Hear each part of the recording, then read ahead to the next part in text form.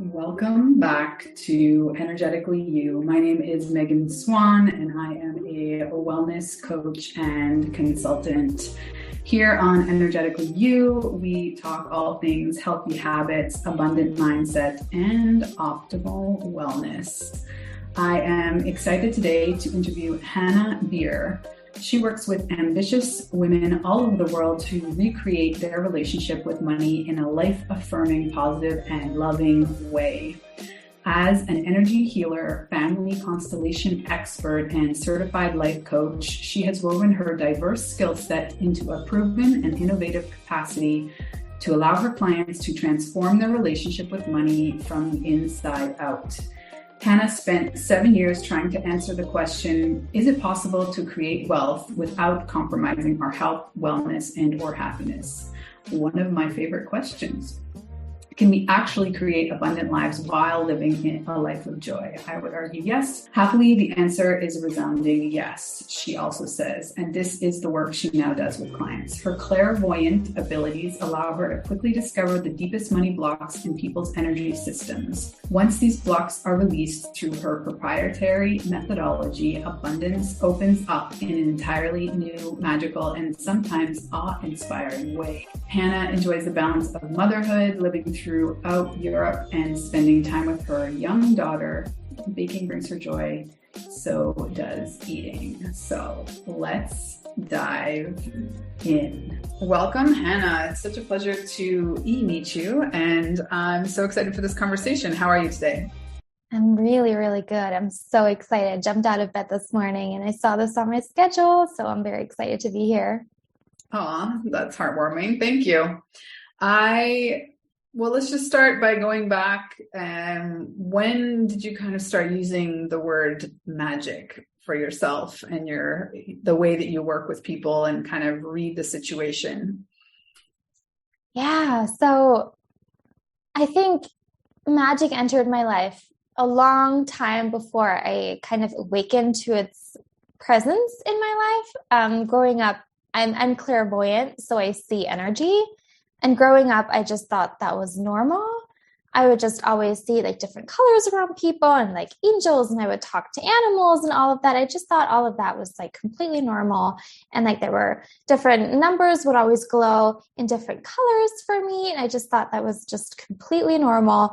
And then I grew up, I didn't think about it again. And then at some point I discovered self-development, and all these like words like magic and intuition and being psychic came into my world. And I started to think, wow, so other people experience this. This is a thing, like what's going on? And I started to realize that the supernatural and that magic is something that had been around me all this time, but that I had never really become aware of until I began to discover the language around it.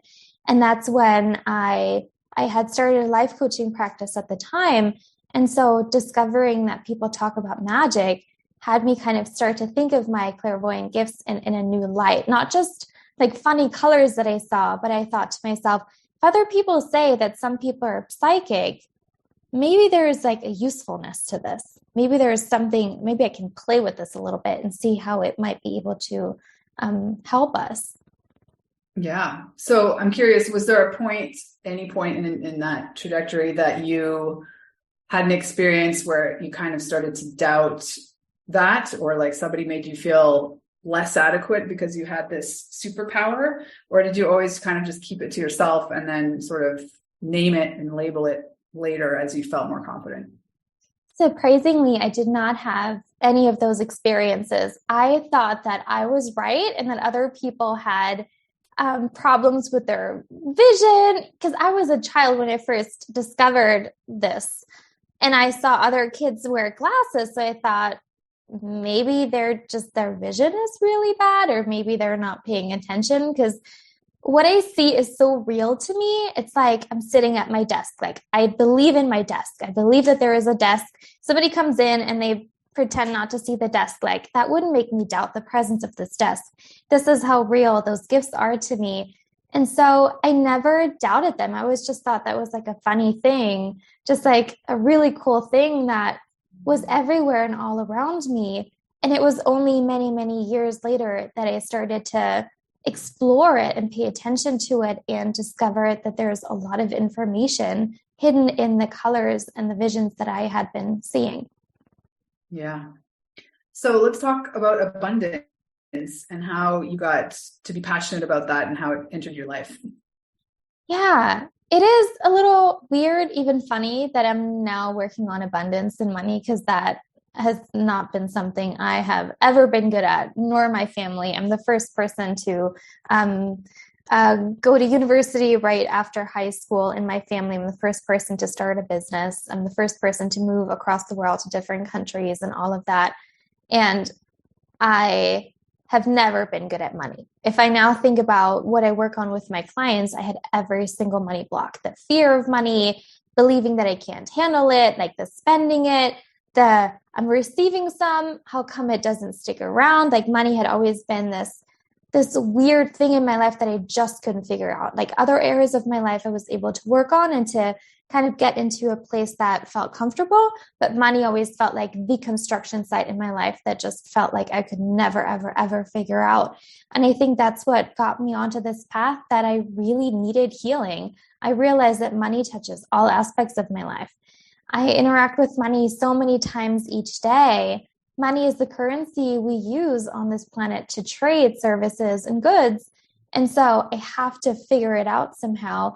And so in the beginning, I read all the books, listened to all the podcasts, did all the money affirmations and everything. And I started to learn some things, but I was still very far from feeling like I had a grip on this money thing, or that I could trust that I knew what to do enough to provide for myself so I could feel safe in my body. So yeah, I would have to say my own gazillion blocks around money got me started. And so I had to really work quite hard to make some headway there. But once I did, I started to realize that many more of us are really struggling with money, and that money really is this thing that shows us the places where we most need to heal. So it started with, this like stupid thing called money. How come I can never figure it out? I really need to focus on it so I can make some headway in this area of my life.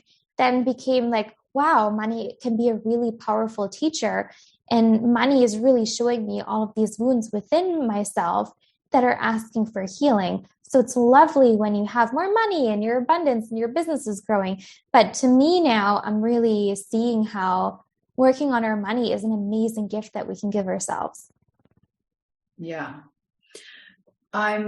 So can we kind of go through what I think, like, particularly for women, a really common block is our sense of worthiness. Like some of the fear, the doubt is around that we don't believe that we deserve, big sums, or that our work is worth what we're asking. Is there, are there some common threads there, or a key sort of, a key, if we're looking at blocks, like a system that you use that really helps a lot of women reframe that? And in my experience, everything in mindset, it's not like a one stop and it's fixed, like this is something that we consistently have to work on. Is there something that really helps your clients in terms of feeling worthy? Yeah. So worthiness is connected to shame. And I talk about our family of origin a lot in my work, because we simply cannot heal our relationship to money without also healing our relationship with our family, to our family of origin. And so many people think, wait, what do you mean? How are those connected? But if you think about it, money is an expression of love in your life. When you were little, it was your parents who would have ideally met all of your needs, who would have provided you with a comfy home, a comfy bed, lots of food and snuggles and love and compassion and guidance and all those things that you needed. Now that you're an adult, you're using money to provide for yourself. So back then it was your parents' love and care, and now you're using money to care for yourself and to love yourself. So as children, we develop a capacity to receive love. I've got a little daughter. She'll be turning 2 very soon. it's so much fun to love her because she's so wide open. She's like, yes, kiss me and love me and give me all the compliments and play with me. And, she's just like wide open, just an amazing receiver. And it's so much fun to love someone who's so receptive. In many of our relationships with our parents, it wasn't like that, though, where we learned that the love that we receive comes with a catch, or sometimes our parents love us, sometimes they don't. Or our parents may not have been fully present with us physically or emotionally. And so love was absent. And that really influences the capacity in our body to receive all the loveliness that life has to offer and to receive the resources that we need to feel like our needs are met. So when you were a child and you didn't always have your needs met and love didn't feel like something that you could trust in, then your capacity to receive may have shrunk a little bit. Now that you're an adult, you're trying to give to yourself with the means of, for example, money and your relationships. And it can feel like you're really struggling to receive because, we can even, I'm now holding up my hands for anyone who's listening, like if your capacity is kind of small, it's like having a really small inner space for receiving. There's just no more space. So we need to expand your capacity to receive and to have and to be comfortable with the lovely things that financial resources bring into your life. Yeah, totally. So before we talk about ways of expansion in that context, I'd love, because we're both mothers, and this is something that I always there's like an inner battle with, there's all these, classic narratives around, not giving your kids too much, or like what is too much, or all of the ways that you talk about money with small children, hopefully giving them some tools to understand savings and delayed gratification and all that. But sometimes I worry because I do feel like there's this direct connection in their minds between like, yes, I'm going to buy you the XYZ versus no, and that's somehow being a reflection of our level of love. Is there a way that you, play with this in your own relationship with your daughter? Yeah, my daughter is still so little. So she has like a little wallet with coins and bills and stuff that she likes to play with. So like she plays with money in this way. And whenever we go shopping, she always does it like beep with the card. So like she's in charge of the money when when we're outside of the house. She's my little financial manager. So she's still so little that she doesn't understand savings and all of that. But yeah, that is one of the core values that I hold as a parent, is to really, I want my daughter to experience my love as something that she can always count on, irrespective of her behavior or anything. And children are egocentric, so they always internalize things as, I did something wrong. Everything kind of revolves around the child from their own perspective. So I like to really monitor Grace's body language. So when I say no, I always say, not able to do that because of this and that. So I like to tell her the full story. And then I like to always keep my body like wide open, because sometimes she feels disappointed. Then I want to make sure that she knows that she can still come rest in my arms, even though I just said no. So I like to always make sure that the bond between us is open, that I'm always here for her, and that I'm holding space for any feelings that may arise when I do say no, or when I do explain a certain value that we hold in our family, why we don't go to the toy store every day, or why we don't eat ice cream every day. And then of course she cries, and like I hold her through those feelings. And I hope that the underlying principle of my love is always there for you, that she still experiences it that way.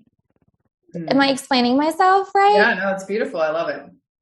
All right, so let's go back to adults and helping them with this expansion or this ability to receive and hold more. How do you start?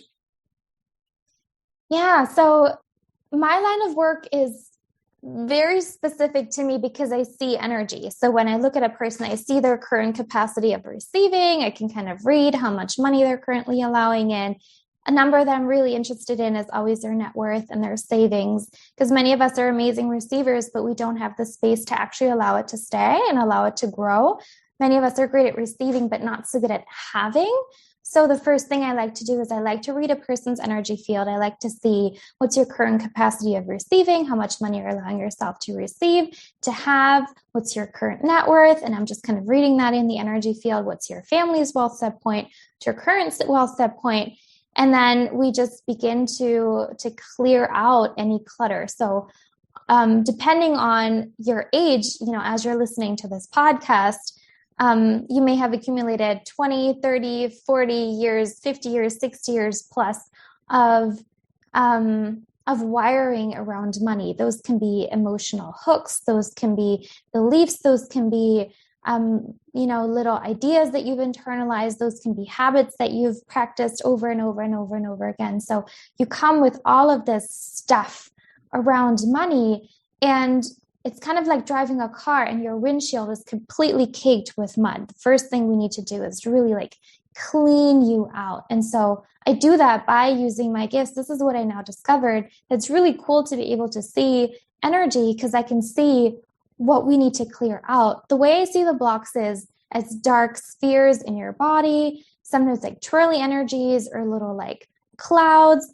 And I like to ask them, what it's about. And then we start to clear it out. And as we do that, the client really feels it, the shoulders roll back and a tingle starts to happen and they start to yawn. So my clients fall asleep. It's really it's a cleansing of the body, of the tissues where we hold all of this tension around money. And once the release is really happening, we're able to come to a place of clarity. My clients can look around and they're able to see more clearly, this is the soul income number that feels right for me. This is the savings that would feel really nourishing and lovely for me and make me feel like I can do whatever I want to. I don't have to make decisions based on money, but I can make decisions on my soul guidance instead. So it's when the windshield is clean, you can look around yourself. You can see, where do I want to go? What is the most direct path to get there? What would be the most joyful path to get there?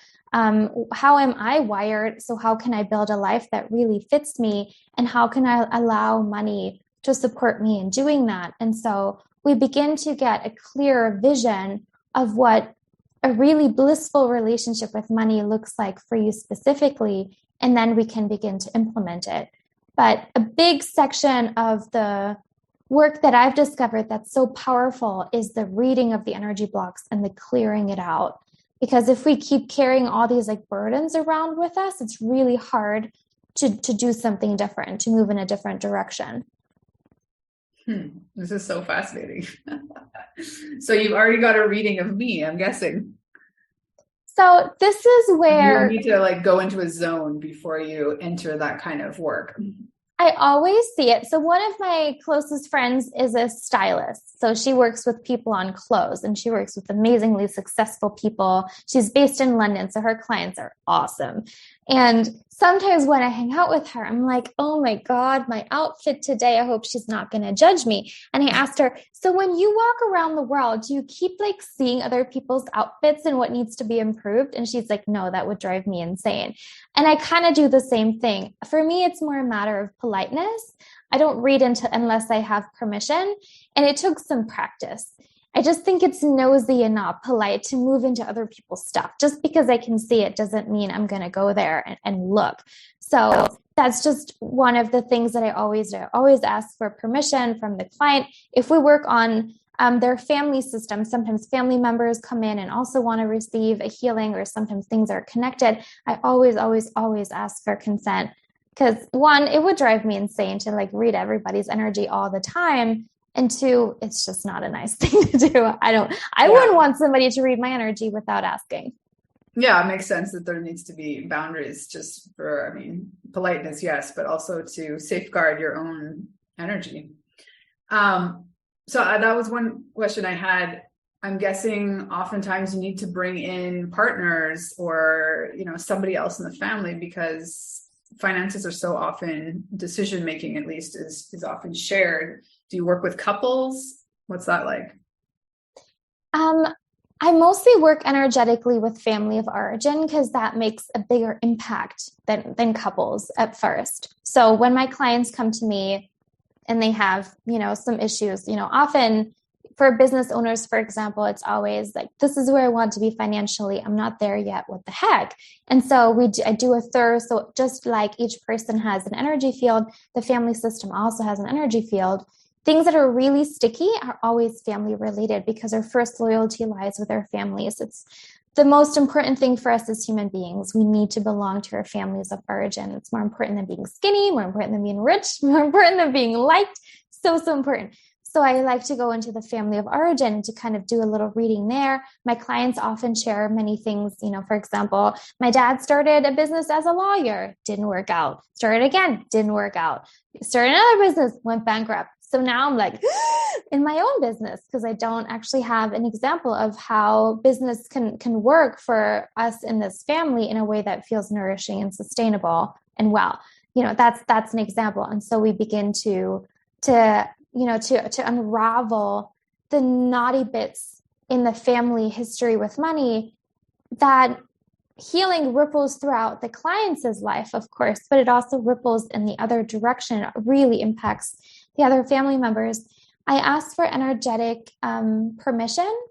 So energetically, I ask the souls of the family system if I'm allowed to work with them. If somebody says no, there's no way like the healing will ever reach them, which I think is really lovely. The energy field always has impeccable boundaries. If someone's just not receptive, nothing's going to happen, which makes it really lovely for us. So that's usually where the biggest bulk of the healing happens. And then in relationships, in my experience, it's often just about communication. But I would have to say, like, in relationships with money, I have to say it's like 90% is the family, only 10% is the spouse. Often my clients say, my spouse is the problem. I'm like, let's take a step back. Yeah. Okay. Well, I love how you describe that. And I'm curious, what is the journey of a client? How often are you seeing them? How long is your work go on with them? I mean, are there at times it's just like a one session thing, or what does it look like? It's a longer thing because my clients come to me with money is a big topic.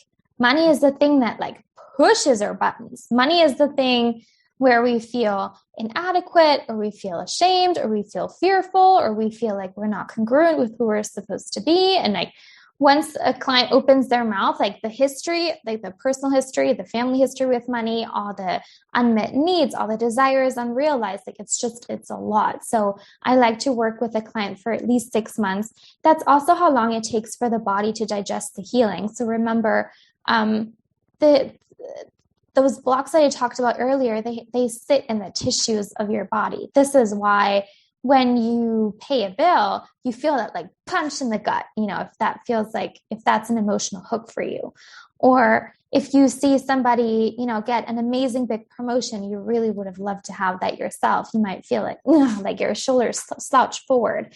Like it's really in your body. And so we could clear your blocks in a day, but that wouldn't, like, your body needs more time. So we take it slow because your body needs time. And many of my clients, need to go for walks a lot, or they yawn a lot, or they sleep a lot more, or they eat a lot more, or they drink a lot more water, or they just have this like urge to stretch because all this like tension really wants to leave. The body transformation is so fascinating to me. Some of my clients stop doing Botox. Some of my clients lose a lot of weight. Some of my clients gain a lot of weight and start to look really plump and glowing. So all this like heaviness lifts off of the body. That's why it takes a longer time. So I would say the first place that we go is we do the in-depth reading of their own energy field, of their family's energy field, of what the current situation looks like that I shared earlier. And then we create the vision, and then we start the clearing process to implement that. So changes happen right from the start. Somebody might have one client who's just her insurance keeps paying her. I haven't heard of any other insurance that just keeps paying claims. Like her life isn't even like, so much isn't even going wrong. Like she's just an amazing receiver of money in this way. So many of my clients begin to manifest more money, or clients come more easily, or they're able to apply for the job that they've wanted for a long time. But the thing that I'm really passionate about is to help my clients figure out money for good.